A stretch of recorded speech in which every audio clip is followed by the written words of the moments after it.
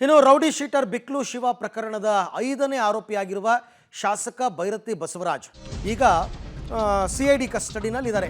7 ದಿನ CID custody ಕೊಟ್ಟಿದೆ court. CID ವಿಚಾರಣೆಗೆ ತತ್ತರಿಸಿದ್ದಾರೆ ಬೈರತಿ ಬಸವರಾಜ್. ಪ್ರಶ್ನೆಗಳ ಸುರಿಮಳೆ. ಕೊಲೆಗೂ ಮುನ್ನ ಅಂದರೆ ಬಿಕ್ಲು ಶಿವನ ಕೊಲೆಗೂ ಮುನ್ನ ನೀವು ಬಳಸಿದ್ದ ಮೊಬೈಲ್ ಕೊಡಿ. A1 ಜಗ್ಗ ಹಾಗೂ ನಿಮ್ಮ ನಡುವೆ ರಿಯಲ್ ಎಸ್ಟೇಟ್ ವ್ಯವಹಾರಗಳಿವೆ. ನಿಮ್ಮ ವ್ಯವಹಾರಕ್ಕೆ ಅಡ್ಡ ಬಂದ ಅಂತ ಬಿಕ್ಲು ಶಿವನ ಕೊಲೆ ಮಾಡಿಸಿದ್ರಾ? ಸಿಐಡಿ ಅಧಿಕಾರಿಗಳಿಂದ ಬೈರತಿ ಬಸವರಾಜ್ಗೆ ಫುಲ್ ಡ್ರಿಲ್. ಸಿಐಡಿ ಪ್ರಶ್ನೆಗಳಿಗೆ ನನಗೇನೂ ಗೊತ್ತಿಲ್ಲ ಅಂತ ಇದ್ದಾರೆ ಬೈರತಿ. ಎಕ್ಸ್ಪೆಕ್ಟೆಡ್ ಅದು ಆನ್ಸರ್.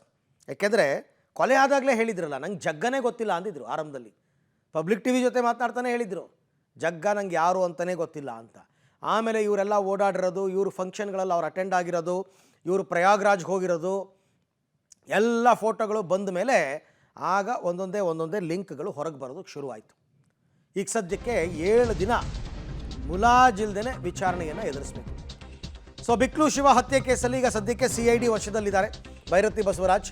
ಮುಂದಿನ 7 ದಿನಗಳ ಕಾಲ ಸಿಐಡಿ ವಶದಲ್ಲಿ ವಿಚಾರಣೆಯನ್ನು ಎದುರಿಸಬೇಕು. ಸಿಐಡಿಯಿಂದ ಈಗಾಗಲೇ ಶುರುವಾಗುತ್ತೆ ಕ್ರಾಸ್ ಕ್ವೆಶ್ಚನಿಂಗ್ ಎಲ್ಲ.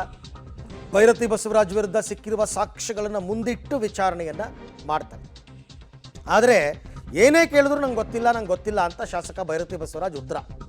ಸಿಐಡಿ ಡಿವೈಎಸ್ಪಿ ಗೌತಮ್ ಅವರಿಂದ ಈಗ ವಿಚಾರಣೆ ನಡೀತಾ ಇರ್ತಕ್ಕಂಥದ್ದು. ಹೆಲ್ತ್ ಇಶ್ಯೂ ಅಂತೆಲ್ಲ ಒಂದಷ್ಟು ಹೇಳಿದ್ರು, ಬಟ್ ಏನೂ ತೊಂದರೆ ಇಲ್ಲ ಅಂತ ಬಂದಿದೆ ಇವಾಗ ಸದ್ಯಕ್ಕೆ. ಈಗ ಮತ್ತಷ್ಟು ಮಾಹಿತಿ ನನ್ನ ಕೊಲೀಗ ನರಸಿಂಹಮೂರ್ತಿ ಅವರಿಂದ ಪಡ್ಕೊಳ್ಳೋಣ. ಎಸ್ ಮೂರ್ತಿ, ಕೊಲೆ ನಡೆದು 8 ತಿಂಗಳ ಬಳಿಕವಾದರೂ ಕೊನೆಗೂ ಅರೆಸ್ಟ್ ಆಗಿದ್ದಾರೆ ಬೈರತಿ ಬಸವರಾಜ್. ಈಗ ಸಿಐಡಿ ಅವರ ವಿಚಾರಣೆಯ ಸಂದರ್ಭ. ಸೊ ಹೇಗೆಲ್ಲ ಇರುತ್ತೆ ಈ ಕ್ರಾಸ್ ಕ್ವೆಶ್ಚನಿಂಗ್ ಅಂತ? ಅರವಿಂದ್, ಕೊಲೆ ಪ್ರಕರಣ ಸಂಬಂಧ ಬೈರತಿ ಬಸವರಾಜರನ್ನ ಈಗಾಗಲೇ ಸಿಐಡಿ ಕಸ್ಟಡಿಗೆ ಪಡೆದುಕೊಳ್ಳುವ ಕೆಲಸವನ್ನ ಮಾಡಿದೆ. 7 ದಿನಗಳ ಕಾಲ ಈ ಕಸ್ಟಡಿಯಲ್ಲಿ ಒಂದಷ್ಟು ಸಾಕ್ಷಿಗಳನ್ನ ಇಟ್ಕೊಂಡು ವಿಚಾರಣೆಯನ್ನ ನಡೆಸುವ ಕೆಲಸವನ್ನ ಕೂಡ ಮಾಡಲಿದೆ. ಮೊದಲಿಗೆ ಈಗಾಗಲೇ ಬೈರತಿ ಬಸವರಾಜ್ ಈ ಬಿಕ್ಲು ಶಿವನ ಕೊಲೆ ಪ್ರಕರಣದಲ್ಲಿ A1 ಆರೋಪಿಯಾಗಿದ್ದಂತಹ ಜಗ್ಗನ ಜೊತೆ ನಿಕಟ ಸಂಪರ್ಕವನ್ನ ಹೊಂದಿದ್ದಾರೆ. ಅದರ ಬಗ್ಗೆ ಈಗಾಗಲೇ ಸಾಕಷ್ಟು ಸಾಕ್ಷಿಗಳನ್ನ ದಾಖಲೆಗಳನ್ನ ಸಂಗ್ರಹ ಮಾಡಿ ಇಟ್ಕೊಂಡಿದೆ. ಈತ ಕೊಲೆಗೂ ಮುನ್ನ ಸಾಕಷ್ಟು ಬಾರಿ ಕರೆಯಲ್ಲಿ ಮಾತನಾಡಿರೋದು, ಅದ್ರ ಜೊತೆಗೆ ಅವರ ಜೊತೆ ಕುಂಭಮೇಳಕ್ಕೆ ಹೋಗಿರೋದು, ಅವರ ಬರ್ಡೇಯಲ್ಲಿ ಕೊಲೆ ಕೇಸ್ನಲ್ಲಿ ಭಾಗಿಯಾಗಿದ್ದಂತಹ ಹುಡುಗರು ಭಾಗಿಯಾಗಿರೋದು, ಹೀಗೆ ನಾನಾ ಸಾಕ್ಷಿಗಳನ್ನ ಇಟ್ಕೊಳ್ಳಲಾಗಿದೆ. ಅದ್ರ ಜೊತೆಗೆ ಇದೀಗ ಕೊಲೆಯಾದಂತಹ ಬಿಕ್ಲು ಶಿವನಿಗೂ ಮತ್ತೆ ಶಾಸಕರಿಗೂ ಕಿತ್ತಗನೂರಿನ ಒಂದು ಜಮೀನಿನ ಸಂಬಂಧ ವ್ಯಾಜ್ಯ ಇತ್ತು. ಇದೇ ವಿಚಾರವಾಗಿ ಕೊಲೆ ಮಾಡಲಾಗಿದೆ.